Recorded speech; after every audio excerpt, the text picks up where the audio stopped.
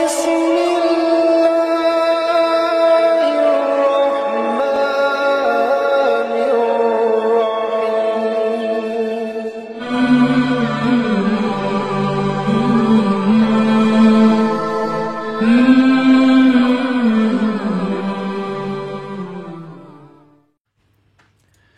semuanya, bergabung lagi bersama-sama dengan channel Andre Tunggal. Dan kali ini kita akan membahas satu tema yang menarik sekali.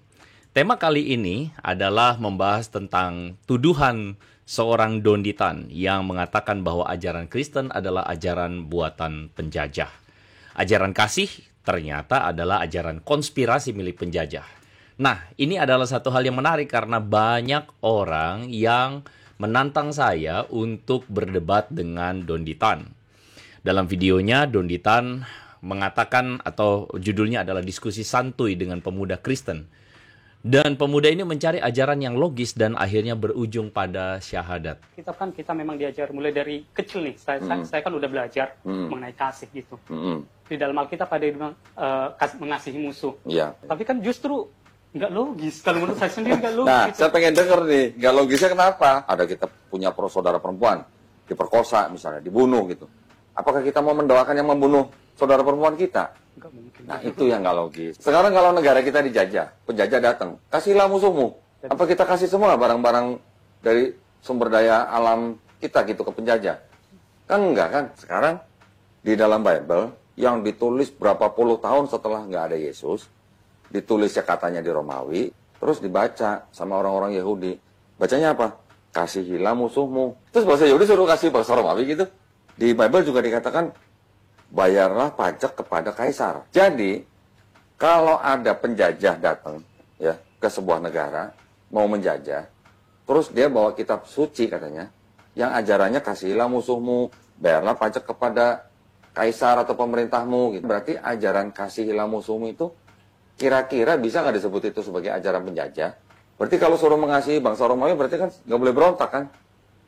Masuk akal nggak mas? Omongan saya. Masuk. Bisa diterima sih. Bisa diterima. 1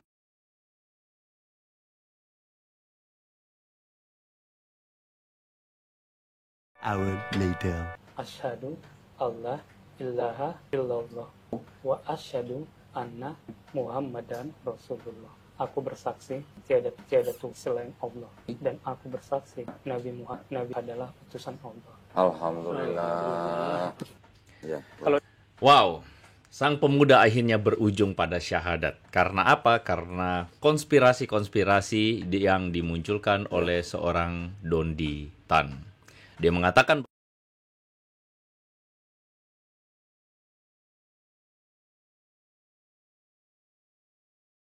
Mulai dari kecil nih, saya kan udah belajar mengenai kasih gitu. Di dalam Alkitab ada yang bilang mengasihi musuh. Iya. Tapi kan justru nggak logis. Kalau menurut saya sendiri nggak logis. Nah, gitu. saya pengen denger nih, nggak logisnya kenapa? Ya nggak mungkin dong, Mas sudah mencaci saya, mencaci saya, ibaratnya Mas sudah yang buruk-buruk lah dilakukan terhadap saya. Masih saja kita doakan Mas dengan hal yang bagus gitu loh. Oh, Kan nggak masuk akal toh. kalau kita mendoakan orang yang mencaci maki kita, selama kita nggak disakiti secara fisik, secara kita nggak dipersekusi, mungkin masih bisa, Mas. Mungkin masih logis. Kita mempunyai saudara perempuan, Ya. diperkosa, meninggal.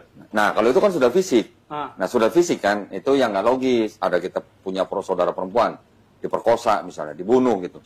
Apakah kita mau mendoakan yang membunuh saudara perempuan kita? Nggak mungkin. Nah, itu yang nggak logis. Nah, itu saya setuju, Mas. Tapi kalau tadi mendoakan orang yang mencaci maki kita doakan itu masih logis. Tapi kalau bilang kasihilah musuhmu, musuh ya, yang artinya sudah melibatkan kontak fisik, merugikan kita, menyakiti kita, terus kita tetap harus mengasihi orang itu, bahkan kita suruh mendoakan, nah itu yang nggak logis. Saya kayak gitu, siapa yang mencuri barang saya? Ya nggak mungkin dong, kita doakan lagi yang bagus-bagus sama dia. Berkatilah dia Tuhan, lindungilah dia Tuhan, lindungilah dia, berikanlah berkat sama dia gitu loh. Padahal udah barang kita dicuri gitu loh. Betul. Yang ada apa? Maaf kata, babi manusia itu, kan gitu. Ya, iya. Teman-teman, merugikan kita, menyakiti kita, terus kita tetap harus mengasihi orang itu, bahkan kita suruh mendoakan, nah itu yang nggak logis. Saya kayak gitu, siapa yang mencuri barang saya? Ya nggak mungkin dong kita doakan lagi yang bagus-bagus sama dia. Berkatilah dia Tuhan, inilah Iya, dia iya. Tuhan, lindungilah dia, berikanlah berkat sama dia gitu loh. Padahal udah barang kita dicuri gitu loh. Betul. Yang ada apa? Maaf kata, babi manusia itu kan gitu. Ya, ya, ya. Logikanya memang Betul, seperti betul. itu. Ya, ya. Sekarang kalau negara kita dijajah, penjajah datang, kasihlah musuhmu. Gimana? Apa kita kasih semua barang-barang dari sumber daya alam kita gitu ke penjajah? Kan enggak kan? Pasti kita lawan, kita usir kan? Ya. Teman-teman, kita barusan menyaksikan bagaimana logika dari seorang Donditan yang mengatakan ini tidak logis. Kenapa? Karena kalau ada orang yang menjahat. Zaman Yesus masih hidup kalau kita baca Bible. Bangsanya Yesus bangsa apa? Yahudi kan? Bangsa Yahudi. Bangsa Yahudi waktu itu juga sedang dijajah, Mas. Sekarang di dalam Bible yang ditulis berapa puluh tahun setelah nggak ada Yesus, ditulisnya katanya di Romawi, terus dibaca sama orang-orang Yahudi. Bacanya apa? Kasihilah musuhmu. Nah, musuhnya bangsa Yahudi ini siapa? Ya bangsa Roma. Bangsa Romawi. Terus bangsa Yahudi suruh kasih bangsa Romawi gitu. Nah, kira-kira berarti ajaran kasihilah musuhmu itu kira-kira bisa nggak disebut itu sebagai ajaran penjajah supaya orang yang dijajah nggak berontak gitu. Di Bible juga dikatakan bayarlah pajak kepada kaisar. Nah, kaisar ini kan dari Romawi. Surat-surat di Paulus juga dikatakan takluklah atau tunduklah kepada pemerintah.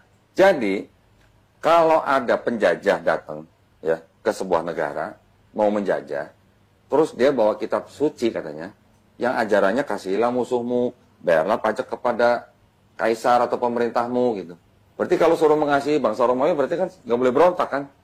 Nah, kira-kira berarti ajaran kasihilah musuhmu itu kira-kira bisa nggak disebut itu sebagai ajaran penjajah supaya orang yang dijajah nggak berontak gitu. Masuk akal nggak, Mas? Omongan saya. Bisa diterima sih. Bisa diterima.